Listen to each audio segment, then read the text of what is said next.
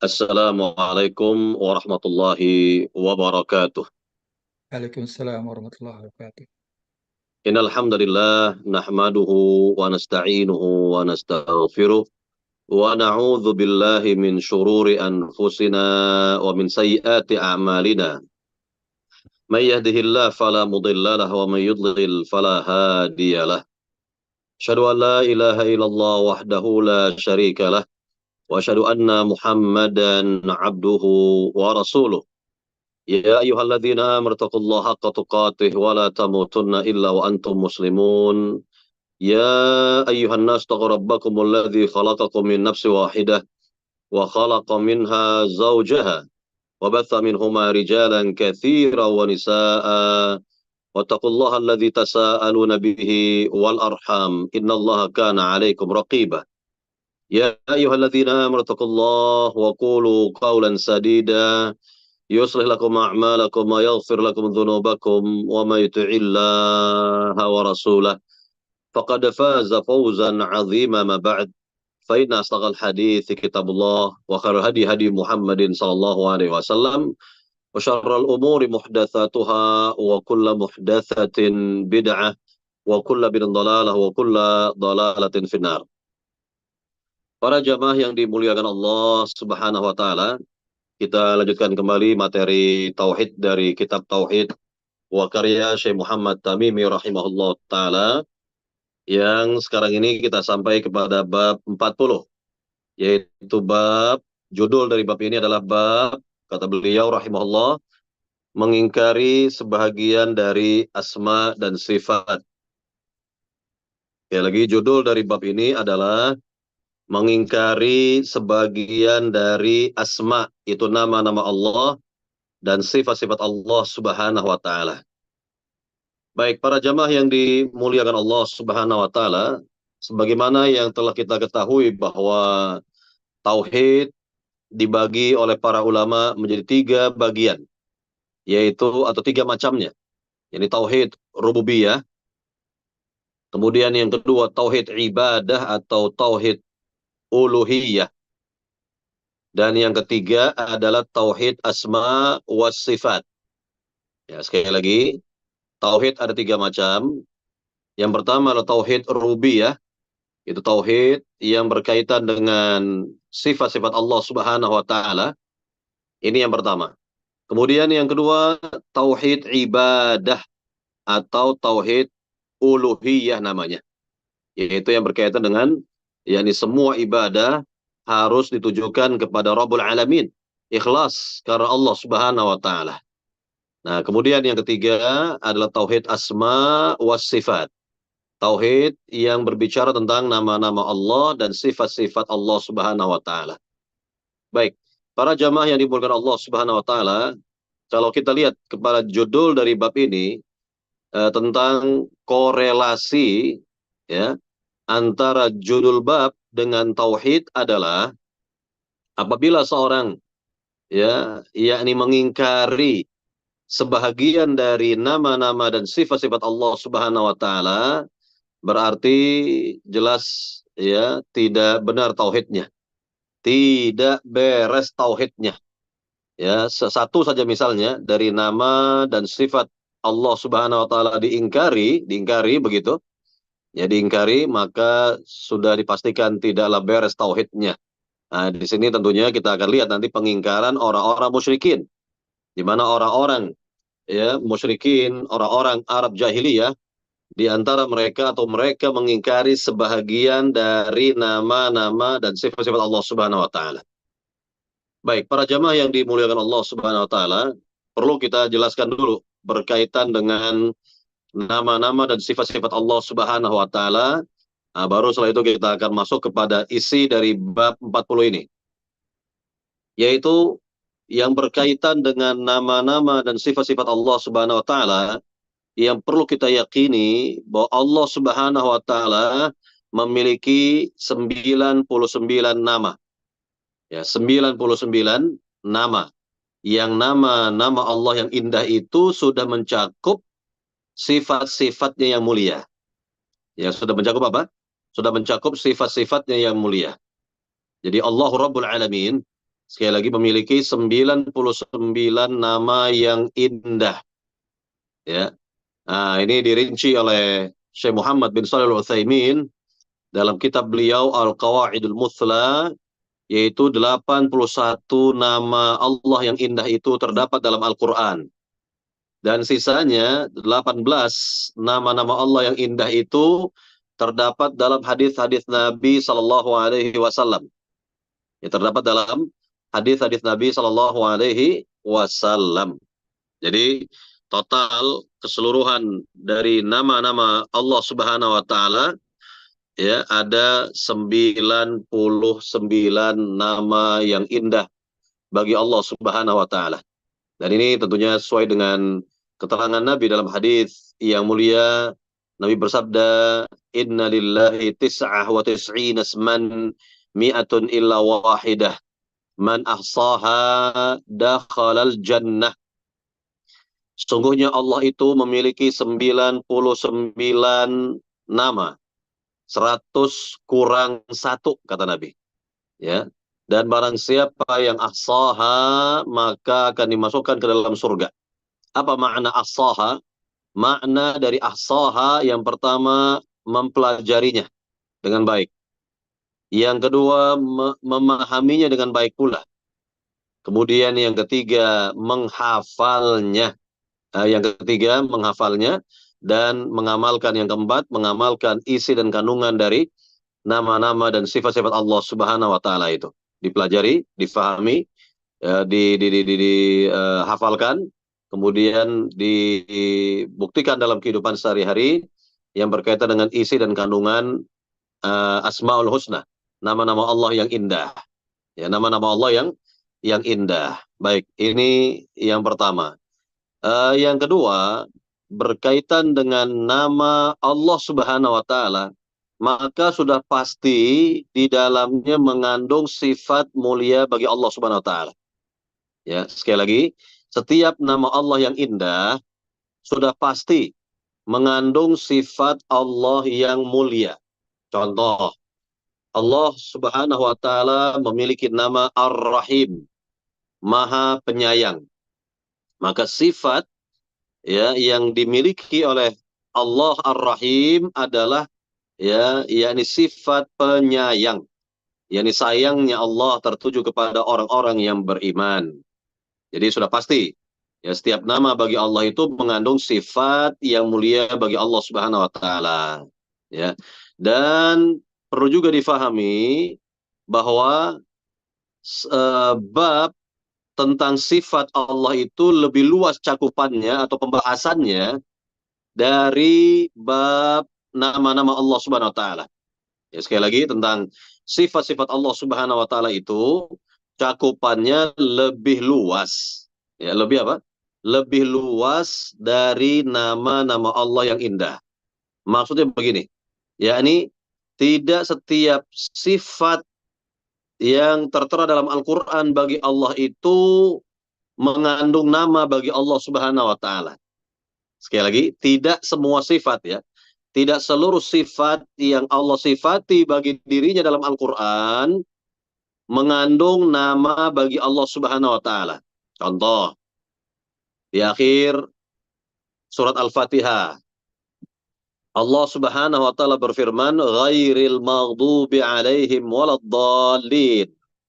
Artinya bukanlah orang-orang yang Allah murkai. Lihat, ghairil maghdubi. Bukanlah orang-orang yang Allah marahi, yang Allah murkai. Lihat di sini tentang sifat yang Allah alamatkan kepada dirinya, yaitu tentang ya, marah bagi Allah Subhanahu Wa Taala. Tentu ya dalam ayat yang mulia ini Allah marah memang kepada orang-orang Yahudi. Ya, Allah marah kepada orang-orang Yahudi karena mereka telah memiliki ilmu dalam agama mereka, namun mereka tinggalkan, sehingga mereka mendapatkan kemurkaan Allah Subhanahu Wa Taala. Nah, ini sifat ya, ini sifat yang Allah sifati bagi dirinya dalam ayat yang mulia ini, ghairil maghdubi, ya, ghairil maghdubi alaihim, kan begitu. Ya, kemudian apa? Ya, tidak mungkin kita katakan, oh kalau begitu, nama bagi Allah itu adalah Al-Ghadib, Al-Ghadib, Maha Pemarah. Ya nggak bisa. Nggak bisa kita beri nama bagi Allah itu adalah Al-Ghadib, Maha Pemarah. Nggak ada itu. Nggak ada dalam Al-Quran, dalam hadis. Allah punya nama Al-Ghadib, Maha Pemarah. Ya nggak ada. Ya ini sifat yang layak bagi Allah Subhanahu wa taala ketika memang ya orang-orang Yahudi itu layak untuk dimarahi oleh Rabbul Alamin, layak untuk dimurkai oleh Allah Subhanahu wa taala. Jadi ada konteksnya, ada konteks dalam ayat yang mulia misalnya atau dalam hadis, misalnya begitu. Jadi sekali lagi pembahasan tentang sifat Allah itu lebih luas daripada nama-nama Allah. Karena setiap nama bagi Allah adalah sifat bagi Allah juga. Dan tidak berlaku kebalikannya. Tidak pada kebalikannya. Yani setiap sifat belum tentu nama bagi Allah Subhanahu wa taala. Saya ulangi, setiap nama itu nama bagi Allah adalah sifat bagi Allah Subhanahu wa taala. Sudah pasti itu. Ya, ini yang perlu difahami nih. Tapi untuk setiap sifat bagi Allah belum tentu mengandung nama bagi Allah Subhanahu wa taala. Nah, jadi pembahasan tentang sifat lebih luas daripada nama-nama Allah Subhanahu wa taala. Baik, para jamaah yang dimuliakan Allah Subhanahu wa taala, ini yang kedua ya. Kemudian yang ketiga hendaknya kita mengimani ya, hendaknya kita mengimani setiap nama-nama yang indah bagi Allah dan sifat-sifatnya yang mulia bagi Allah yang Allah berikan sendiri dalam Al-Qur'an atau yang Rasul sebutkan nama dan sifat bagi Allah dalam hadis-hadis beliau. Ini harus kita imani.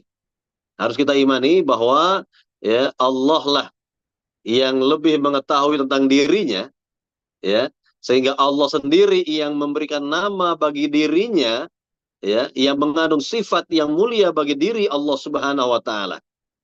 Nah, jadi ini yang perlu kita fahami di sini ya.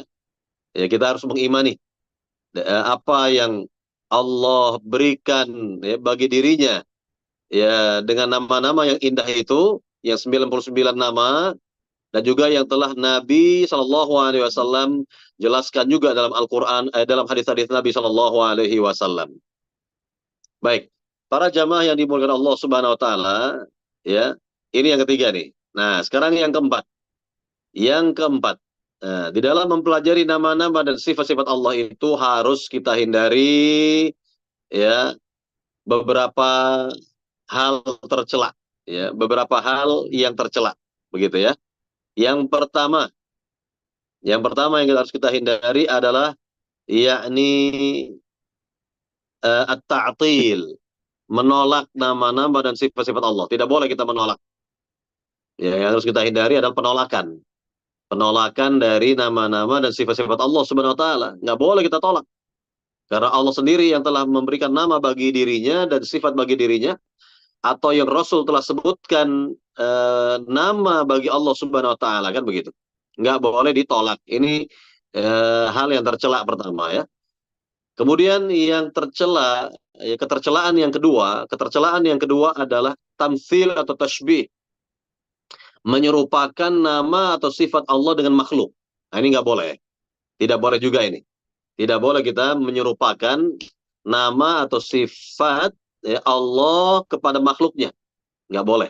Karena Allah sendiri yang menjelaskan dalam Al-Quran, laisa kamitslihi syai'un wa huwas sami'ul basir. Tidak ada yang sama bagi Allah. Sedangkan Allah maha mendengar lagi maha melihat. Walam yakul lahu kufuwan ahad dalam surat Al-Ikhlas. Tidak ada yang serupa bagi Allah Subhanahu wa taala. Walam yakul lahu kufuwan ahad. Ya, jadi nggak boleh kita serupakan ya Allah itu dengan makhluknya. Ini yang kedua nih. Nah, sekarang ketercelaan yang ketiga. Ya, hal tercela yang ketiga adalah tidak boleh kita ya yakni mentahrif atau memalingkan ya, memalingkan nama dan sifat Allah Subhanahu wa taala kepada yang bukan sebenarnya.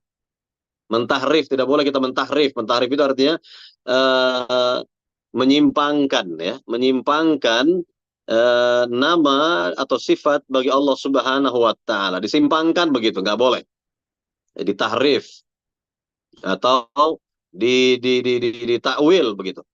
Jadi tahrif atau ditakwil ini nggak boleh seperti ini. Ini ya merupakan hal yang tercela begitu ya.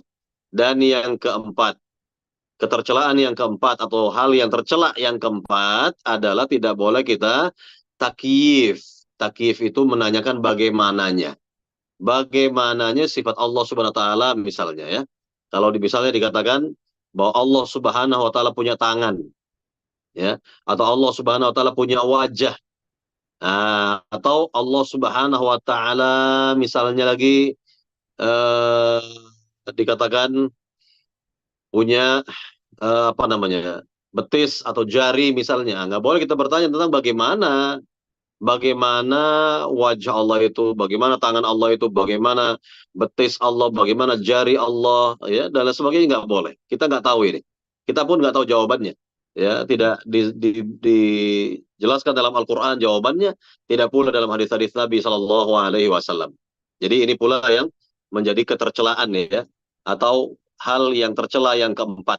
Jadi ada empat hal yang tercela yang harus kita hindari. Ya, pertama sekali lagi tidak boleh kita mentaktil. Taktil arti menolak. Ya, menolak atau meniadakan, menafikan ya nama-nama dan sifat-sifat bagi Allah Subhanahu wa taala. Ini yang pertama. Yang kedua, tidak boleh kita tamsil atau tasbih menyerupakan ya Allah itu dengan makhluknya, nggak boleh. Tidak boleh ya. Yang ketiga, tidak boleh kita takwil atau tahrif atau memalingkan nama dan sifat itu dari yang sebenarnya begitu. Nah, ini nggak boleh nih. Ya, tidak dibenarkan. Dan yang keempat, tidak boleh pula kita menanyakan yakni takyif bagaimananya ya sifat Allah Subhanahu wa taala, apakah sifat yang berkaitan dengan zatnya Allah Subhanahu wa taala misalnya, atau yang berkaitan dengan perbuatan Allah Subhanahu wa taala, kita tanyakan bagaimananya itu, nggak boleh, nggak ada, memang nggak ada keterangan dalam Al-Quran, tidak ada keterangan dalam hadis untuk ya menjelaskan tentang bagaimananya itu. Ya, jadi inilah empat hal yang tercela yang tidak boleh kita lakukan. Ya, sekali lagi tidak boleh kita untuk mentaktil, menolaknya. Yang kedua, tidak boleh kita tasbih, tamtsil, menyerupakan Allah dengan makhluk. Yang ketiga, tidak boleh kita tahrif atau takwil, memalingkan kepada makna yang bukan sebenarnya. Ya, yang tidak sebenarnya. Dan yang keempat, tidak boleh pula kita melakukan apa? Yang keempat, yaitu eh apa tadi? Eh apa? Menanyakan bagaimananya. Ya, tidak boleh kita Kaifiat. mentakyif. Ya, mentakyif atau menanyakan bagaimananya. Ya, nah inilah empat hal yang harus dihindari. Kalau kita mempelajari nama-nama dan sifat-sifat Allah Subhanahu wa taala. Nah, jadi ini yang harus kita fahami di sini.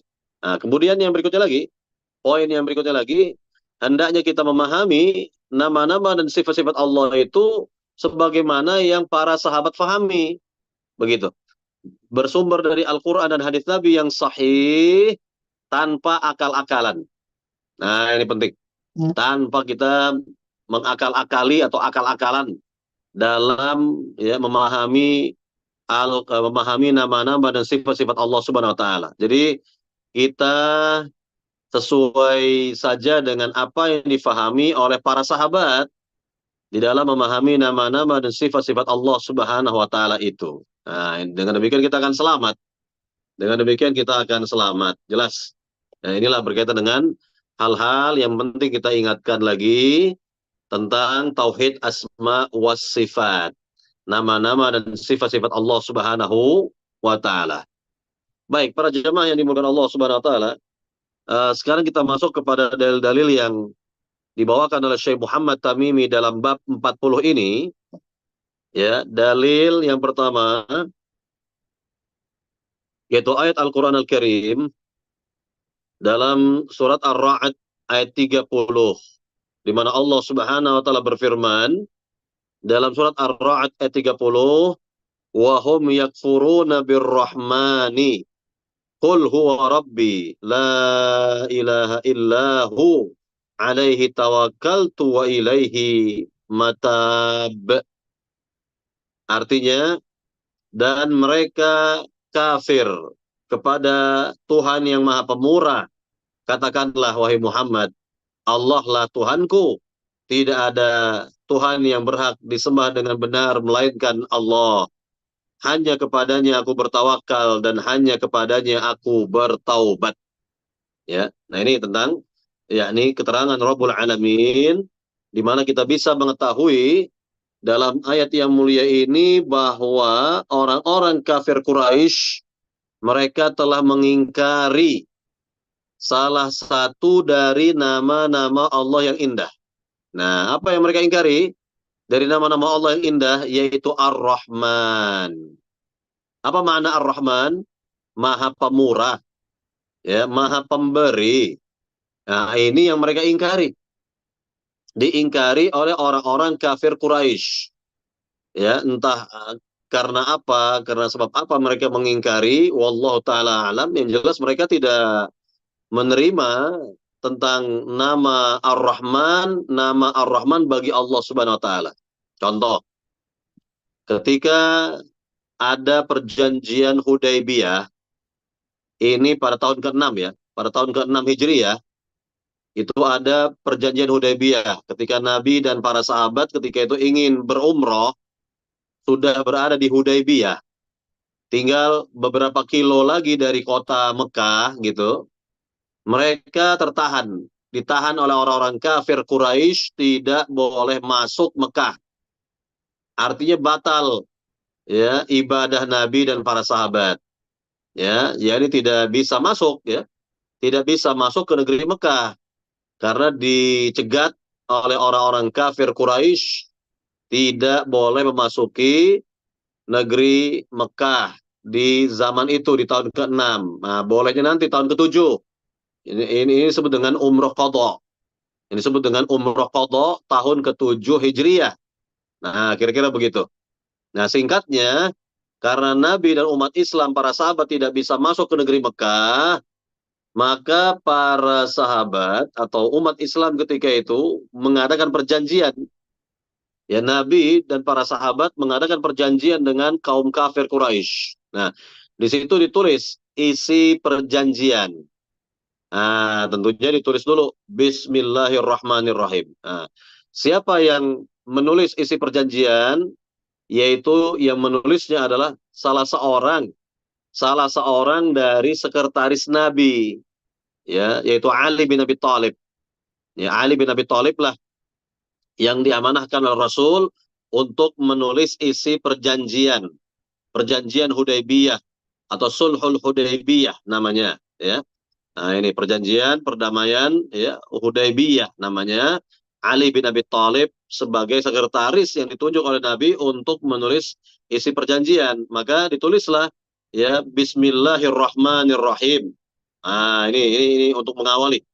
Untuk mengawali isi perjanjian ditulis dulu basmalah di situ. Bismillahirrahmanirrahim. Nah, langsung utusan kafir Quraisy menolak. Ya, Wamar Rahman kata dia. Apa itu Ar-Rahman? Nah, apa itu Ar-Rahman? Jadi ini pengingkaran terhadap nama dari nama-nama Allah Subhanahu wa taala, diingkari ya nama Ar-Rahman bagi Allah Subhanahu wa taala. Makanya tidak ditulis Ar-Rahman ya. Bismikallahumma ya, Bismikallahumma. Jadi tidak ditulis Ar-Rahman di situ.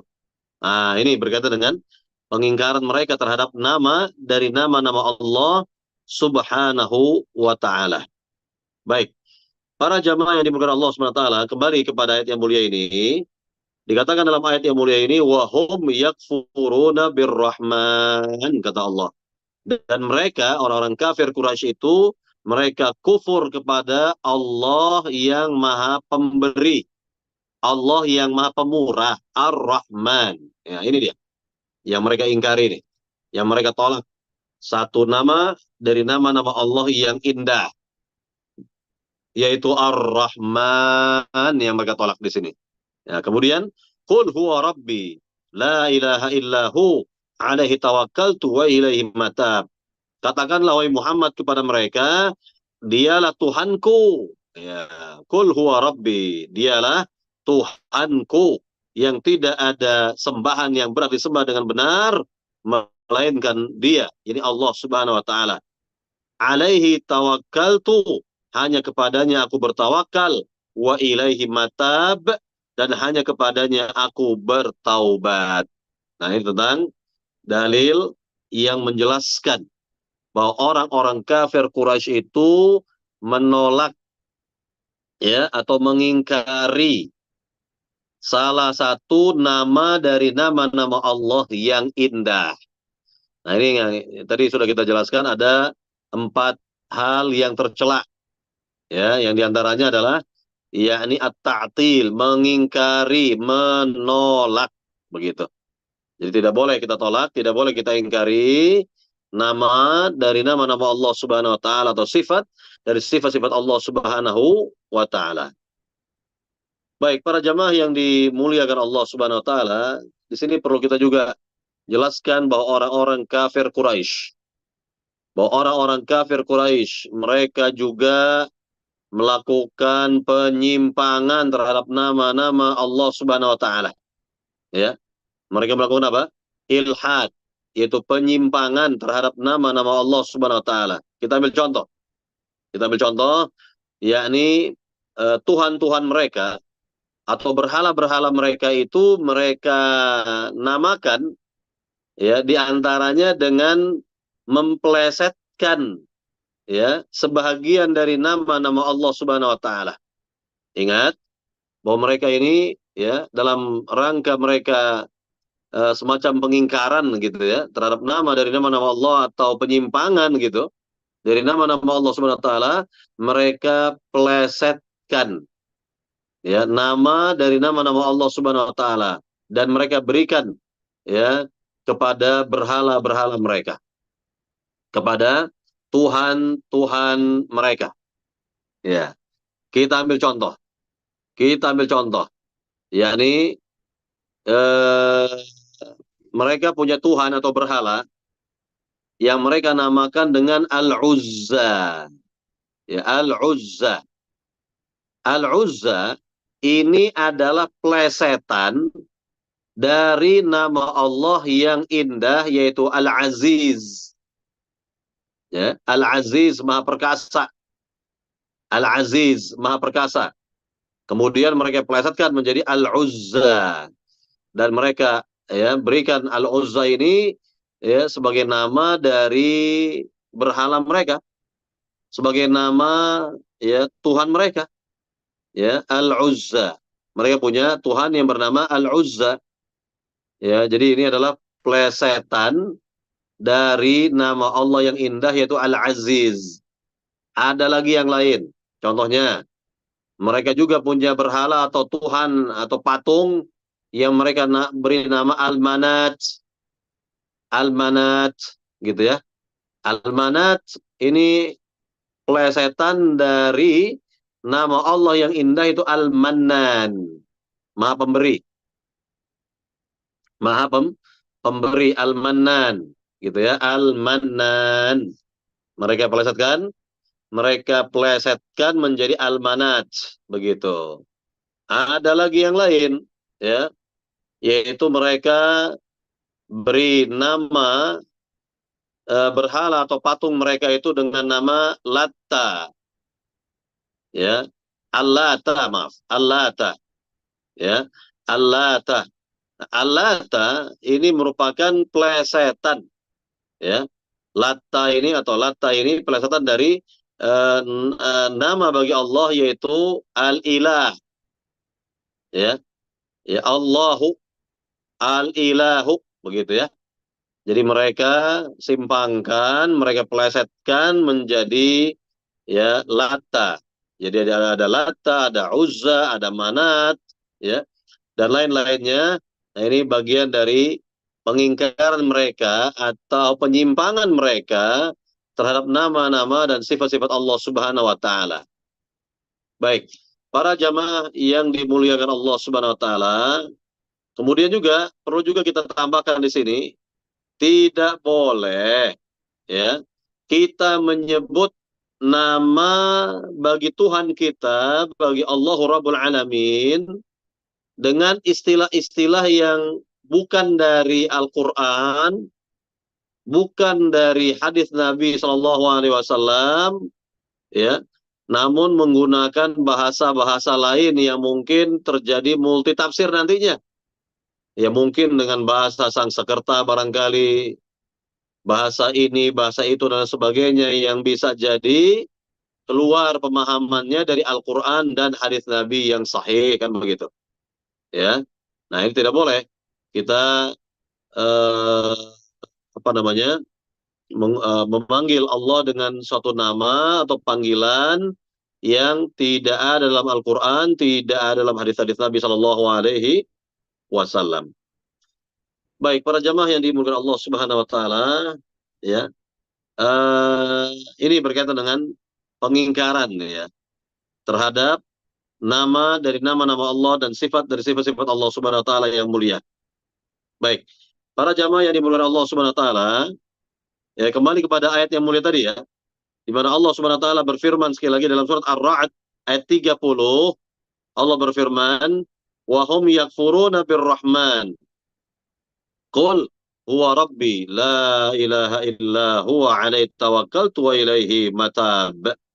Artinya, dan mereka kafir kepada Allah yang Maha Pemurah, Maha Pengasih, ya, katakanlah wahai Muhammad kepada mereka, Allah lah ya Tuhanku, dan tidak ada sembahan, tidak ada Tuhan yang berhak disembah dengan benar melainkan Dia, ya melainkan Allah Subhanahu wa taala. Hanya kepadanya lah aku bertawakal dan hanya kepadanya aku bertaubat. Nah, di sini bisa kita lihat tentang tawakalnya seorang hamba tentu kepada Rabbul Alamin. Nah, kemudian juga taubat. Ya, taubatnya seorang hamba kepada Rabbul Alamin, kepada Allah Subhanahu wa taala. Baik itu bertawakal, yakni berserah diri kepada Rabbul Alamin, ataupun ya yakni bertaubatnya hanya kepada Allah Subhanahu wa taala. Bertaubat dari perbuatan syirik, ya bertaubat dari bid'ah-bid'ah, bertaubat dari perbuatan-perbuatan dosa lainnya. Ini tertuju kepada Rabbul Alamin. Hanya kepada Allah saja kita bertaubat, kepada Allah Subhanahu wa taala. Baik. Para jamaah yang dimuliakan Allah Subhanahu wa taala, kita lihat kembali dalil di bawahnya. Itu sebuah hadis dalam riwayat Bukhari bahwa Ali bin Abi Thalib pernah bersabda apa? Haditsun nas bima ya'rifun. Aturiduna ayyukadzdzaballahu wa rasuluh. Ya. Artinya, berkatalah kepada orang-orang dengan apa yang mereka mengerti, jadi dengan bahasa yang mereka fahami. Dengan bahasa yang mereka mengerti, dengan bahasa yang mereka fahami. Ya. Akankah kalian ingin bahwa Allah dan Rasulnya didustakan, ya, atau dituduh tidak benar? Ya, jadi ridhokah kalian jika Allah dan Rasulnya ya didustakan oleh orang-orang, ya, atau dituduh tidak benar? Ini gara-gara kita memakai bahasa yang mungkin multitafsir tadi, atau bahasa yang mungkin maknanya menyimpang, gitu ya, yang boleh jadi difahami oleh masyarakat, difahami oleh orang-orang misalnya ya, ya ini mengarah kepada hal-hal yang negatif lah tentang agama ini, bisa begitu. Ya, jadi kita hendaknya kita tahu lah kepada siapa kita bicara. Kepada siapa kita bicara, apakah kepada mahasiswa, ataukah kepada para petani misalnya, para nelayan dan seterusnya. Harus tahu kita ini. Siapa objek dakwah kita itu siapa? Siapa yang kita ajak bicara itu? Siapa yang kita ya yakni sampaikan dakwah ini? Hendaknya kita paham. Ya, bukan sekedar kita paham tentang ilmu dakwah, bukan juga sekedar kita paham tentang siasat dakwah misalnya, namun kita pun harus tahu tentang siapa yang kita ajak bicara itu. Kalau yang kita ajak bicara adalah anak-anak, ya kita sesuaikan bahasa kita. Kalau kita bicara dengan orang tua, ya kita sesuaikan bahasa kita.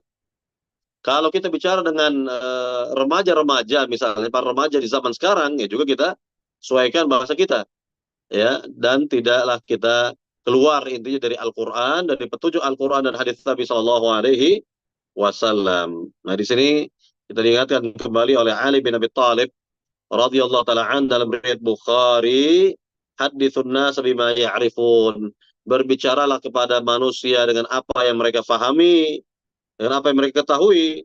Aturiduna ayyukadzdzaballahu wa rasuluh? Apakah engkau mau jika Allah dan Rasulnya itu didustakan oleh mereka? Jadi kita betul menyampaikan yang hak, menyampaikan yang benar, namun karena bahasa kita ketinggian barangkali, ya, ketinggian di hadapan mereka, sehingga difahami oleh mereka itu kebalikannya, atau mereka memang memiliki su'ul faham, pemahaman yang buruk, begitu, sehingga ketika kita berikan, ya, ya, di arahan dakwah ini, maka mereka tidak menerimanya misalnya, atau mereka menolaknya misalnya, ya, atau mereka mendustakannya, waliyadzubillah. Nah, ini tentang, ya, keterangan dari Ali bin Abi Thalib yang sangat bagus sekali. Hendaknya kita menyesuaikan diri kepada siapa kita, yakni berbicara. Baik, para jamaah yang dimuliakan Allah Subhanahu wa taala, para jamaah yang dimuliakan Allah Subhanahu wa taala, kita dengarkan lagi di sini keterangan di bawahnya dari Abdul Razzaq meriwayatkan dari Ma'mar, dari Ibnu Tawus, itu dari bapaknya itu Tawus, dari Ibnu Abbas, dari Abdullah bin Abbas, ya, bahwa ia melihat seorang terperanjat mendengar sebuah hadis berkenaan dengan sifat Allah yang diriwayatkan, ya, yang diriwayatkan dari Rasulullah Shallallahu Alaihi Wasallam, karena merasa keberatan dengan hal tersebut. Ya, sekali lagi, bahwa ia melihat seorang terperanjat, ya, mendengar sebuah hadis berkenaan dengan sifat Allah yang diriwayatkan dari Rasulullah SAW karena merasa keberatan dengan hal tersebut.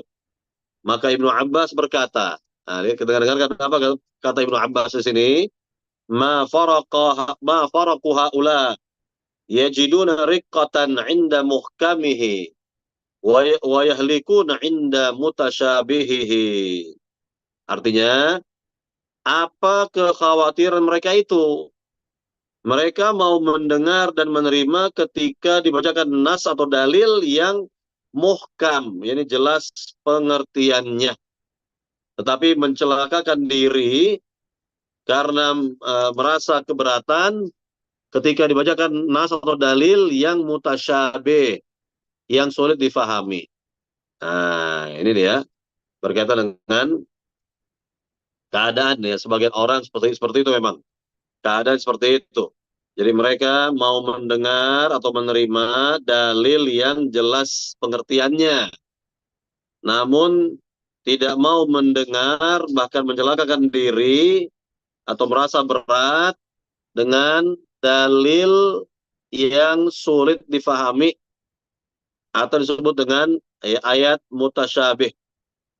Ya, ayat mutasyabih. Nah, kemudian kita dengarkan lagi di bawahnya, orang-orang Quraisy tatkala mendengar Rasulullah SAW menyebut Ar-Rahman, mereka mengingkarinya.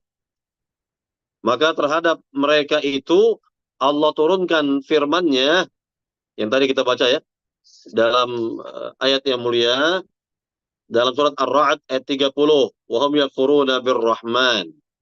Wa hum yakfuruna bir-Rahman, dan mereka kufur terhadap Allah yang Maha Pemurah, Maha Pengasih, begitu. Nah, inilah tentang apa yang kita lihat dari sikapnya orang-orang kafir Quraisy, di mana mereka menolak Ar-Rahman sebagai nama bagi Allah Subhanahu wa taala.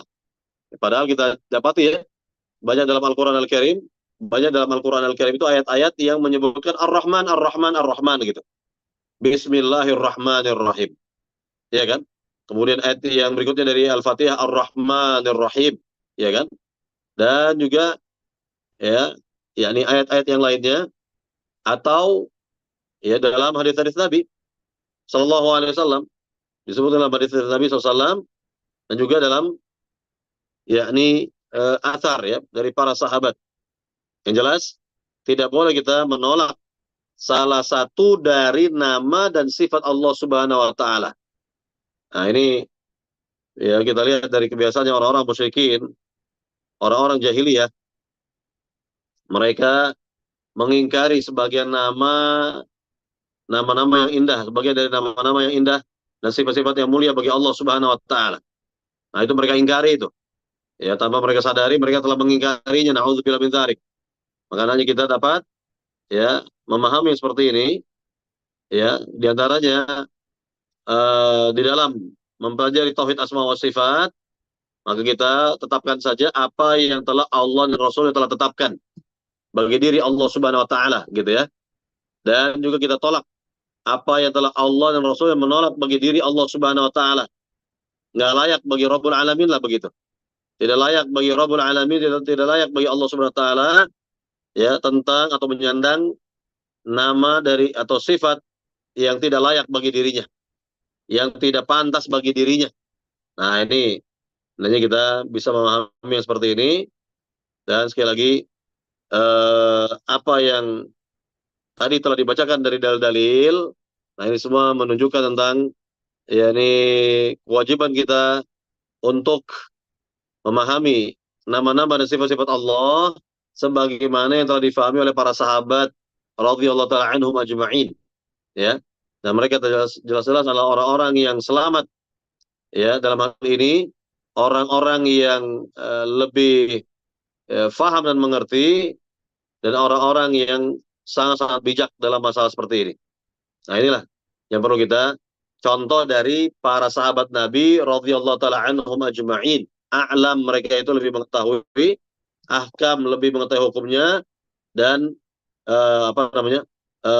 Ahkam yang lebih bijaksana, a'lam dan aslam, lebih selamat gitu ya, lebih selamat di dalam memahami nama-nama dan sifat-sifat Allah Subhanahu wa taala. Jadi pertama a'lam, mereka itu lebih mengetahui. Kemudian ahkam, lebih bijaksana, dan aslam, lebih selamat. Nah, jadi orang-orang selain para sahabat ya, atau yang tidak mengikuti manhaj para sahabat dalam hal ini, maka mereka akan binasa, atau mereka akan sengsara, atau mereka akan mendapatkan yakni keburukan baik dalam kehidupan dunia ataupun nanti dalam kehidupan akhirat. Wal iyadu billah. Nasallallahu salamata wal afiyah. Baik, para jemaah yang dimuliakan Allah Subhanahu wa taala, jadi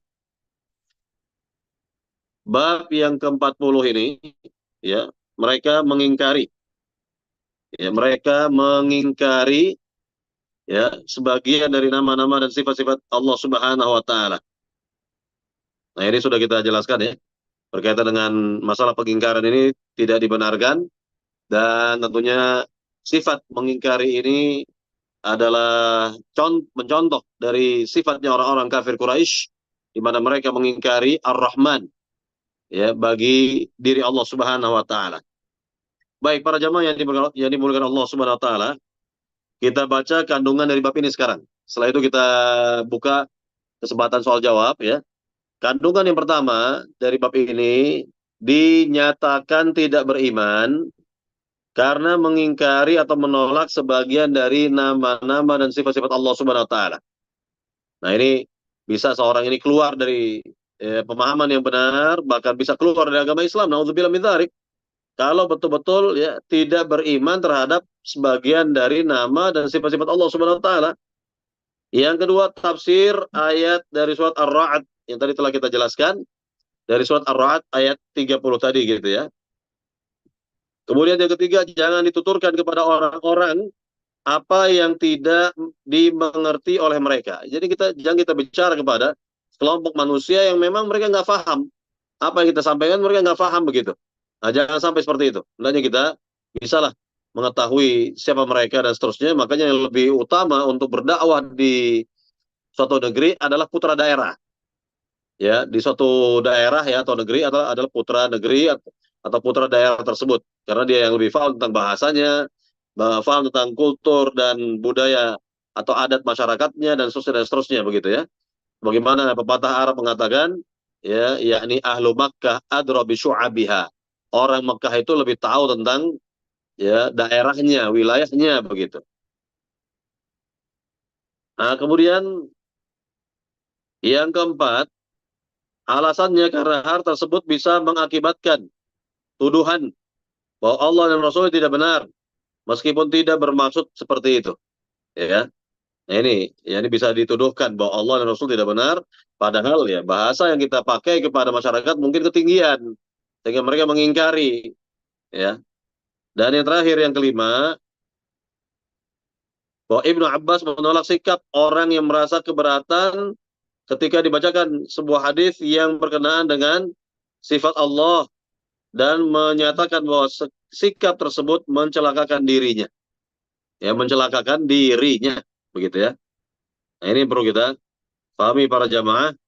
Jadi apa yang Nabi sampaikan, dari apa yang tadi disampaikan oleh Nabi dalam hadis-hadis atau yang dinyatakan oleh Rabbul Alamin dalam ayat Al-Quran Al-Karim. Nah, ini berkaitan dengan bab yang ke-40, sekali lagi tentang ya mengingkari sebagian dari nama dan sifat Allah Subhanahu wa taala. Silakan kalau ada pertanyaan dari para jamaah berkaitan dengan nama-nama dan sifat-sifat Allah Subhanahu wa taala lebih khusus ataupun lebih umum berkaitan dengan tauhid rububiyah juga boleh, tauhid ibadah atau uluhiyah silakan, atau yang berkaitan dengan ibadah atau akidah lah secara umum dipersilakan. Nah, silakan kepada Baik, terima pembawa kasih. acara untuk memandunya. Baik, terima kasih. Alhamdulillah, kita sudah sampai ke materi atau ke bagian untuk tanya jawab. Saat ini kami belum menerima Ustadz beberapa pertanyaan, juga baik dari chat ataupun juga yang ingin langsung aktif. Mungkin kita bisa, kalau ada tambahan sedikit Ustadz, atau ada pendalaman sedikit dari materi yang di awal tadi, ada beberapa hal yang harus kita hindari pada saat kita eh, mempelajari atau ingin mengetahui atau ingin mendalami asma wa sifat tadi, atau nama-nama dan juga sifat-sifat Allah. Mungkin kalau ingin ditambahkan, Ustadz silakan. Masih ada beberapa waktu, jadi nanti sambil kita menunggu penanya dari online. Tafadhol Ustadz. Iya, tadi ada 4 hal yang memang harus kita hindari dalam memahami nama-nama Allah yang indah dan sifat-sifatnya yang mulia. Yang pertama adalah tidak boleh kita ta'til, kita tolak. Tidak boleh kita menolak nama-nama dan sifat-sifat Allah Subhanahu wa taala. Nah, kalau kita menolak ya nama-nama dan sifat-sifat Allah Subhanahu wa taala, misalnya seperti kaum Jahmiyah. Kaum Jahmiyah ini menolak seluruh nama-nama dan sifat-sifat Allah Subhanahu wa taala. Bukan begitu? Ya.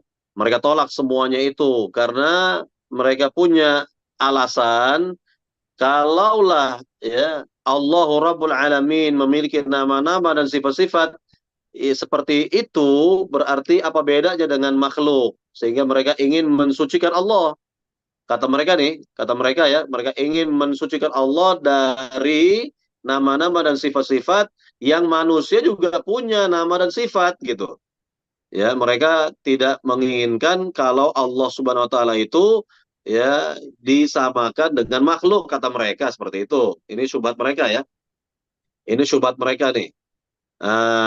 Kita jawab bahwa kan yang menamakan ya Ar-Rahman, Ar-Rahim, Al-Aziz, Al-Ghafur dan lain sebagainya bagi diri Allah, Allah sendiri ya. Allah sendiri, dan Allah nyatakan dalam Al-Qur'an walillahil asmaul husna ya fad'uhu biha, yang artinya Allah itu memiliki nama-nama yang indah ya, berdoalah kalian dengannya. Berdoalah kalian dengannya, kan gitu. Jadi Allah sendiri kan yang menamakan dirinya itu dengan nama-nama yang indah itu. Kenapa pula kita tolak gitu ya? Kenapa harus kita tolak? Sebenarnya kita bisa memahami nama-nama dan sifat-sifat Allah itu sebagaimana para sahabat memahaminya. Ya, tidak boleh ditolak. Jadi yang pertama ini tidak boleh ditaktil atau ditolak atau dinafikan, tidak boleh. Baik. Yang kedua, tidak boleh nama-nama dan sifat-sifat Allah itu kita tamthil, kita tasbih, kita serupakan dengan makhluk. Ya, kita serupakan dengan makhluk, tidak boleh. Ya, misal kalau dikatakan Allah punya tangan, manusia juga punya tangan, kan? Ya, persamaannya itu ada pada kata tangan, tetapi berbeda dalam hal hakikat. Hakikat ya, tangan kita seperti yang kita ketahui. Adapun tangan Allah kita nggak tahu hakikatnya bagaimana, ya kan? Laisa kamitsli syai'un. Tidak ada yang serupa dengan Allah Subhanahu wa taala. Namanya saja ya tangan, kan gitu. Namanya tangan, tapi tidak bisa kita serupakan Allah dengan tangan makhluk, ya nggak bisa. Ini yang kedua ya. Yang ketiga, tidak boleh kita ya Tahrif, menanyakan, tidak boleh kita tahrif. tidak boleh kita mentakwil ya, Ya. atau mentahrif, memalingkan nama dan sifat-sifat Allah kepada yang bukan sebenarnya. Contoh gini, ya, yakni ya, dikatakan bahwa Allah itu punya tangan. Nah, lalu tangan di situ ditakwil. Oh, maknanya adalah kekuasaan. Ya nggak boleh. Dari mana? Dari mana? Kok bisa ditakwil seperti ini? Dari mana? Para sahabat saja tidak ada yang mentakwilnya. Tangan ya tangan. Ya, tidak serupa tangan Allah dengan tangan makhluk. Itu saja kita katakan, tidak serupa tangan Allah dengan tangan makhluk. Ya, tangan yang dialamatkan kepada Rabbul Alamin adalah yang sesuai, yang dimiliki oleh Allah Subhanahu wa taala, sesuai dengan kebesaran dan kesempurnaan Allah Subhanahu wa taala. Begitu. Tidak boleh kita palingkan, ya, tidak boleh kita takwil. Dan yang keempat, tidak boleh kita takyif, menanyakan bagaimananya. Karena memang tidak ada keterangan tentang bagaimananya. Bagaimana sih misalnya wajah Allah, nggak ada. Bagaimana tangan Allah, ya juga nggak ada keterangan dalam Al-Quran atau hadis. Atau bagaimana, ini nggak ada ini, seperti ini. Sudah, kita imani saja, ya kita taslim, berserah diri kepada nama-nama dan sifat-sifat Allah Subhanahu wa taala. Kira-kira begitu. Dan kita pahami sebagaimana para sahabat memahaminya, tidak kita ya menolaknya, tidak kita samakan dengan makhluknya, tidak pula kita takwil dia, ya kita simpangkan maknanya begitu, atau tidak pula kita menanyakan bagaimananya, bagaimananya begitu, ya. Kemudian kita ambil contoh ya, kita ambil contoh misalnya di majelis Imam Malik. Imam Malik ini Imam negeri Madinah, Imam negeri Madinah, salah seorang guru Imam Syafi'i di zamannya dahulu. Imam Malik ya, Imam Malik eh, ditanya oleh salah seorang, ya, ditanya oleh salah seorang tentang istiwa, yakni bersemayam. Orang ini bertanya kepada Imam Malik, kaifastawa? Bagaimana Allah itu bersemayam? Ya, bagaimana Allah itu bersemayam? Ya, istiwa. Ya, nah di sini Imam Malik terdiam. Beliau berkeringat dahinya, ya, yakni menunjukkan bahwa pertanyaan orang ini luar biasa sulitnya, tidak bisa dijawab oleh Imam Malik, ya. Maka setelah itu Imam Malik mengatakan al istiwa'u ma'lum wal kaifu majhul wal imanu bihi wajib was su'alu anhu bid'ah, kata beliau. Istiwa maknanya sudah maklum, sudah diketahui. Oh, bahasa kitanya bersemayam. Kemudian menanyakan bagaimananya, ini yang tidak diketahui, majhul, nggak diketahui, ya. Mengimani bahwa Allah itu bersemayam di atas arsy-Nya adalah wajib, dan bertanya bagaimananya Allah itu istiwa adalah bid'ah, seperti ini, bid'ah. Makanya karena pertanyaan ini tidak pernah ada di zaman para sahabat, para tabi'in, maka ketika Imam Malik ditanya seperti ini, beliau menjadi sangat berat sekali, dan berkeringat dahi beliau, tanda pertanyaan yang nyeleneh, sebenarnya nyeleneh, memang nyeleneh di masa itu, dianggap nyeleneh oleh Imam Malik. Maka akhirnya orang bertanya itu diusir oleh Imam Malik dari majelis beliau, diusir oleh Imam Malik dari majelis beliau. Nah, ini tentang sikap Imam Malik ketika ditanya bagaimana Allah itu istiwa, yaitu bersemayam. Bagaimananya kita Baik, nggak tahu, kan ya. begitu. Nah, inilah yang perlu kita pahami dari mempelajari nama-nama dan sifat-sifat Allah Subhanahu wa taala. Nanti kita akan mungkin perdalam ini, ya, kalau memang diperlukan untuk memperdalam pembahasan tentang nama-nama dan sifat-sifat Allah Subhanahu wa taala. Tapi apa yang tadi disampaikan itu sudah cukup terlebih dahulu lah, seperti itu. Ya, karena ini hal-hal yang mendasar, ya. Tidak kita berdalam-dalam juga, nantilah pada waktunya kita akan jelaskan insya Allah taala. Baik, silakan. Baik, Ustaz. Barangkali ada Ada pertanyaan yang sudah pertanyaan masuk. dari beberapa pemirsa online, Ustadz, yang hadir di sini juga, dari Ibu Ika mengenai Asmaul Husna yang 99 jumlahnya. Apakah ada hadisnya? Sudah dibacakan tadi ya, Bu. Lalu bagaimana cara menghafalnya? Nah, ini pertanyaan yang pertama dari Bu Ika. Saya coba merangkumkan yang semisalnya ya, Ustadz, supaya apa namanya penanya yang lainnya bisa ini apa namanya bisa sekaligus dijawab. Yang berikutnya adalah apakah ada urutan tertentu dalam menghafalnya. Jadi yang satu adalah misalnya Ar-Rahman dulu atau mungkin langsung seperti surat Al-Hasyr atau apapun juga. Lalu yang berikutnya saya lanjut dulu ke Ibu Dewi. Ibu Dewi Anggraini. Assalamualaikum warahmatullahi wabarakatuh. Waalaikumsalam warahmatullahi wabarakatuh.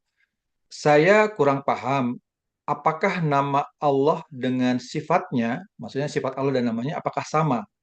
Nanti Ustadz diulang lagi dikit Ustadz yang tadi kalau yang namanya sifat belum tentu memiliki nama yang sama gitu ya. Kalau nama sudah pasti sifatnya itu mungkin sedikit aja.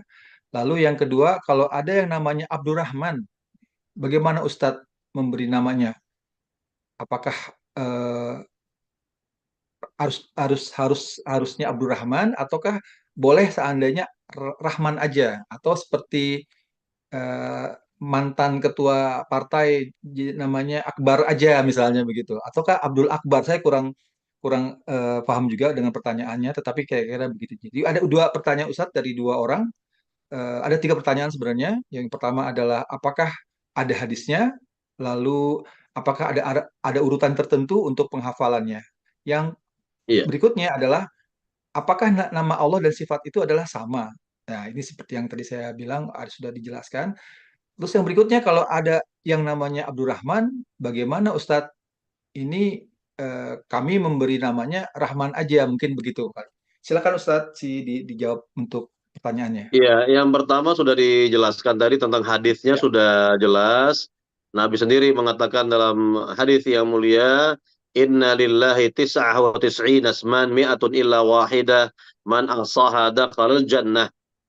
Sungguhnya Allah itu memiliki 99 nama, 100 kurang satu, barang siapa yang menghitungnya, ya, akan dimasukkan ke dalam surga. Makna menghitung di sini dihafalkan, dipelajari, difahami, dan diamalkan isi dan kandungannya. Isi dan kandungannya ini paling penting, mengamalkan isi dan kandungan dari nama-nama Allah Subhanahu wa taala dan sifat-sifat yang mulia tadi. Kemudian berkaitan dengan urutan, tidak ada yang baku tentang urutannya, karena ini sifatnya ijtihadiyah dari para ulama, mereka yang mengumpulkan dari Al-Quran dan hadis Nabi, ya, nama-nama dan sifat-sifat Allah Subhanahu Wa Taala begitu. Artinya tidak ada urutan baku, ya, tidak ada urutan baku harus dimulai dari Ar-Rahman kah atau dari mana, nggak ada seperti ini. Silakan saja, ya, dilihat dalam Al-Quran dan dalam hadis-hadis Nabi Shallallahu Alaihi Wasallam atau yang dikumpulkan oleh para ulama dari hasil eh, istiqra mereka, bacaan mereka dari Al-Quran dan hadis Nabi. Ya, kira-kira seperti itu. Ya, tidak baik. ada urutan bakunya. Ya. Kemudian tentang nama Abdurrahman, ini jangan Ya, Ar-Rahman saja. Ya, ya, jadi jangan di apa namanya disingkat-singkat juga gitu, ya, atau ya, dipenggal-penggal. Namanya Abdullah, ya Abdullah. ya, Jangan Ustadz. sebagian orang ya nyebutnya Dul, Dul, Dul. Nggak boleh seperti itu. Si Dul misalnya. Kok namanya Baik. Abdullah jadi si Dul? Dari mana? Ya. Atau Abdurrahim. Ya. Atau Abdurrahman. Dur-dur gitu, Atau Ustaz. yang semisal begitu ya. Ya. Ya. Jadi tidak boleh dipenggal-penggal atau disingkat-singkat yang mungkin ya akan melahirkan pemahaman yang menyimpang nantinya begitu. Ya. Ya, jadi kalau kita menamakan nama bagi anak Abdurrahman misalnya ya Abdurrahman begitu. Bukan eh, Ar-Rahman Ar-Rahman ya bukan juga gitu ya.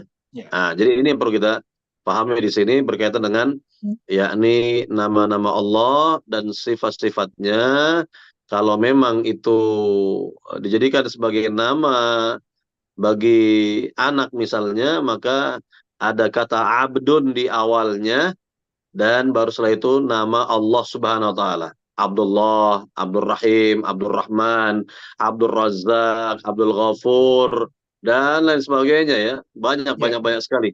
Banyak sekali bisa kita namakan dengan nama-nama Allah Subhanahu wa taala yang indah dan didahului oleh lafaz atau kata abdun gitu ya. Ya. Ya, silakan yang lain. Ya, ada lagi Ustaz, ini ada pertanyaannya, apakah nama Allah itu sama dengan sifat Allah atau mungkin kebalikannya, apakah sifat Allah itu sama dengan nama Allah? Ya, seperti yang tadi sudah Iya, dijelaskan Ustaz. jadi pertama, nama indah bagi Allah itu sudah pasti mengandung sifat Allah yang mulia. Contoh, Ar-Rahim, yang maha penyayang. Maka sudah pasti ya dari nama Ar-Rahim bagi Allah itu mengandung sifat rahmah, sifat sayang gitu ya. Sudah pasti dikatakan kalau setiap nama pasti mengandung sifat yang indah bagi Allah. Nah, kebalikan sekarang. Kebalikannya, setiap sifat belum tentu mengandung nama bagi Allah. Makanya pembahasan tentang sifat Allah itu lebih luas. Jauh lebih luas dari pembahasan tentang nama-nama Allah Subhanahu wa taala, ya. Jadi contohnya tadi sudah diberikan ghairil maghdubi alaihim, bukanlah orang-orang yang Allah marahi. Lihat, di sini Allah marah. Ini sifat yang layak bagi Allah Subhanahu wa taala sesuai dengan kesempurnaan Allah Subhanahu wa taala, ya, bahwa Allah Subhanahu wa taala marah kepada siapa? Ya marah kepada orang Yahudi. Kenapa Allah marah kepada Yahudi? Karena mereka telah tahu ilmu, ya, telah sampai ilmu kepada mereka namun mereka ingkari atau maaf, mereka lupakan, maaf. Mereka melupakan ilmu tersebut. Ya, mereka melupakan ilmu tersebut, ya, jadilah ya mereka sebagai kaum yang dimurkai, dimarahi oleh Allah Subhanahu wa taala. Maka tidak boleh kita katakan, oh kalau begitu kita bisa namakan Allah dengan nama Al-Ghadib, Maha Pemarah. Nggak bisa. Ya, nggak ada dalam Al-Quran Al-Ghadib. Tidak ada dalam hadis yang sahih. Ya, nama seperti itu bagi Allah Subhanahu wa taala. Nggak ada ya Al-Ghadib, Maha Pemarah itu nggak ada. Ya, bagi Allah itu nggak ada seperti nama itu, seperti itu ya. Jadi intinya pembahasan tentang sifat itu lebih luas dari nama Allah Subhanahu wa taala. Nah, jadi itu yang harus difahami bahwa setiap nama yang indah bagi Allah sudah pasti mengandung sifat mulia bagi Allah. Ya, tetapi kebalikannya sekarang, setiap sifat bagi Allah itu belum tentu ya menunjukkan nama bagi Allah Subhanahu wa taala. Karena memang pembahasan sifat itu jauh lebih luas. Ya, jauh lebih luas dari nama-nama Allah Subhanahu wa taala. Kalau dikatakan misal ya, dalam Al-Qur'an, dalam hadis terdapat 99 nama bagi Allah. Nah, maka berkaitan dengan sifat itu jauh lebih banyak dari 99. Ya, jauh lebih banyak dari 99. Itu berkaitan dengan sifat ya. Sifat bagi Allah Subhanahu wa taala. Makanya sifat juga dibagi-bagi oleh para ulama. Ada sifat yang berkaitan dengan zatnya Allah Subhanahu wa taala. Ya, contoh berkaitan sifat ya, yang berkaitan dengan zatnya Allah itu misalnya Allah memiliki tangan, Allah memiliki wajah, Allah memiliki ya apa namanya jari jemari misalnya, atau betis ataupun yang lainnya. Nah, itu berkaitan dengan zatnya Allah. Sifat tentang zatnya Allah Subhanahu wa taala. Nah, belum lagi ya sifat dari perbuatan Allah Subhanahu wa taala. Sifat fi'liyah, sifat ya tentang perbuatan Allah Subhanahu wa taala, bahwa Allah itu ya di antara sifatnya misalnya Maha Pemaaf, misalnya begitu ya. Memaafkan orang-orang atau para hamba yang bertaubat kepadanya, itu contoh saja. Nah, itu sebagai contoh ya bahwa sifat-sifat Allah itu jauh lebih luas, pembahasan tentang sifat itu jauh lebih luas daripada nama-nama. Nah, nantilah saya katakan untuk lebih rinci lagi Baik, kita akan kaji pada waktunya, ya baik, pada baik. waktunya, dan jamaah juga harus siap ini Ya. mendengarkan yang seperti ini karena memang perlu Mungkin offline Ustadz ya. eh, iya iya ya, perlu apa namanya konsentrasi gitu ya, ya Ya, fokus dalam mendengarkan karena kalau tidak mungkin akan menyimpang ya pemahaman seorang kalau tidak ya. bagus pemahamannya begitu. Baik. Bahaya juga ya. Baik. Ya, Ustaz, silakan ada kalau ada lagi lagi yang yang lain. pertanyaannya ini pertanyaan dari host, pemilik acara. Jadi saya agak diterahirkan supaya kita sama-sama bisa mungkin ini terakhir ya Ustadz, tergantung dari Ustadz kalau masih ada waktunya kita tetap lanjutkan. Pertanyaannya adalah, bolehkah kita bertawasul dengan asma asma Allah, Asmaul Husna maksudnya? Lalu apakah bertawasul dengan Asmaul Husna ataukah bertawasul dengan sifat-sifat Allah? Jadi apakah kita boleh bertawasul dengan salah satunya ataukah mungkin salah satu saja yang boleh, yang lainnya tidak boleh? Misalnya seperti Ya Rahman, Ya Rahim, Ya Azizul Jabbarul Mutakabir, seperti itu Ustaz. Silakan Ustaz. Ya, dalam Al-Quran tadi telah disebutkan di mana Allah Subhanahu wa taala berfirman, "Walillahil asmaul husna fad'uuhu biha." Dan Nah, bagi Allah itu nama-namanya yang indah, maka berdoalah dengan nama-nama Allah yang indah itu. Artinya apa? Ini tawasul namanya. Tawasul dengan nama-nama Allah yang indah. Jadi kalau seorang sudah bertawasul dengan nama Allah yang indah, sudah pasti ya boleh. mengandung tawasul juga dengan sifat Allah yang mulia. Oh, Sudah baik, baik. sudah include begitu ya. Nggak bisa Hmm. dipisah-pisah. Ya nggak bisa dipisah-pisah. Jadi makanya Allah menyebutkan nama saja di sini, walillahil asmaul husna fad'uhu biha. Dan milik Allah lah nama-nama yang indah, berdoalah kalian dengan nama-nama yang indah. Contoh, contoh kita ingin agar kita ini disayangi oleh Allah, maka kita sebut nama Allah yang berkaitan dengan kasih sayang. Ya Rahim, irhamni. Ya Hmm. Allah, zat yang maha penyayang, sayangilah diriku. Itu contoh. Contohnya lagi, ya, kita ingin dosa-dosa kita diampuni oleh Allah, maka kita sebut nama Allah berkaitan dengan pengampunan dosa. Ya Ghafur ighfirli. Ya Allah, zat yang maha pengampun, ampunilah dosaku. Contohnya lagi, kita ingin ya diberi rizki oleh Allah Subhanahu wa taala. Maka kita sebut nama Allah yang berkaitan dengan pemberian rizki, Ar-Razzaq. Ya, Ar-Razzaq. Kita katakan dalam doa kita, Ya Razzaq urzuqni. Ya Allah, yang maha pemberi rizki, berikanlah aku rizki. Itu contoh ya.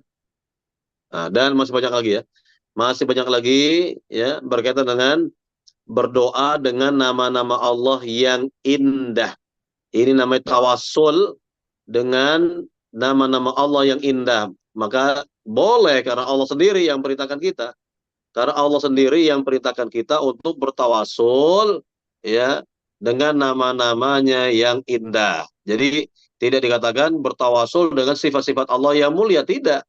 Karena kalau sudah tawasul dengan nama Allah yang indah sudah include di dalamnya sifat Allah yang mulia begitu. Kan tadi sudah dijelaskan, yakni setiap sifat belum tentu mengandung nama bagi Allah, belum tentu mengandung Ya. nama bagi Allah Subhanahu wa taala begitu. Ya, jadi perlu kita pahami di sini tentang nama dan sifat bagi Allah Subhanahu wa taala. Nah, nantilah kita akan lebih lanjut, lebih rinci barangkali pembahasan mengenai nama dan sifat-sifat bagi Allah. Ada Baik. kaidah-kaidah khusus tentang nama-nama saja, ada kaidah-kaidah khusus tentang sifat-sifat Allah saja, ada kaidah-kaidah khusus tentang nama dan sifat bagi Allah Subhanahu wa taala, kan gitu. Ya. Dan tentunya mungkin juga diantaranya syubhat ya, syubhat yang beredar di negeri kita yang berasal dari para ahli bid'ah yang mereka tentunya telah menyimpang pemahamannya dari pemahaman para sahabat mengenai nama-nama dan sifat-sifat Allah Subhanahu wa taala. Ya, ini pembahasan tersendiri ini ya tentang syubhat-syubhat yang dimiliki oleh sebagian orang di negeri kita ini yang memang itu berasal dari ahli bid'ah, ya bukan berasal dari Nabi, bukan berasal dari para sahabat, tetapi berasal dari orang-orang yang menyimpang ya akidahnya tentang asma wa sifat, nama-nama dan sifat-sifat Allah Subhanahu wa taala. Nah, kira-kira seperti itu ya. Baik, Nanti kita akan jelaskan pada waktunya lah insyaallah taala. Silakan, ada lagi dari pertanyaan? eh, saya lihat dari sini, ya, eh, sepertinya tidak ada lagi pertanyaan-pertanyaan yang datang dan juga tidak ada yang ingin langsung bicara di chatting. Mungkin, eh, tapi pada dasarnya semua yang hadir di dalam pemirsa online sini sudah ada bukunya ya, atau mungkin perlu beli juga buku apa? Buku sarahnya, karena buku kalau nggak ada syarahnya nanti kita agak bingung juga karena memang terlalu terlalu singkat. Baik Ustadz, sepertinya tidak ada lagi. Saya kasih waktu 1 menit lagi ya, 30 detik deh. Kalau ada, tolong segera dibuatkan. Kalau tidak ada, mungkin kita tutup aja Ustadz ya. Insya Allah mungkin kita bisa, kalau misalnya ada pertanyaan yang masih mengganjal, bisa kita postpone dulu, kita tunda dulu, bisa kita tanyakan, insya Allah pada saat pertemuan berikutnya. Bukan begitu Ustadz, bisa ya?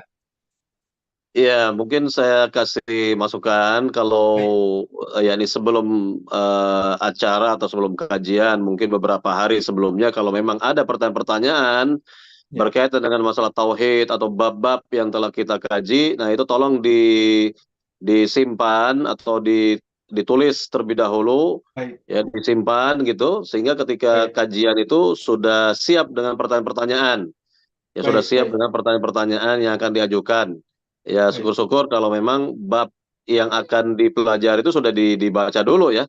Sudah ya, dibaca, sudah dilihat terlebih dahulu sehingga kalau ada pertanyaan ya akan mudah untuk disampaikan begitu. Ya baik, kira-kira baik. seperti itu. Baik Ustadz, Ya. kalau gitu mohon izin semuanya, kakak-kakak, adik-adik, ibu bapak dan pemirsa online. Ustadz, kita tutup saja dengan kafaratul majelis. Semoga semuanya ini tetap berjalan dan juga materi yang tadi diberikan dapat kita sama-sama cerna dan insya Allah menjadikan amal kita untuk di hari akhir nanti. Kita sama-sama kafaratul tutup acara ini. Alhamdulillahirrahmanirrahim. Subhanakallahumma wa bihamdika asyhadu an la ilaha illa anta astaghfiruka wa atubu ilaik. Demikian dari kami, mohon maaf jika ada kesalahan. Assalamualaikum warahmatullahi wabarakatuh.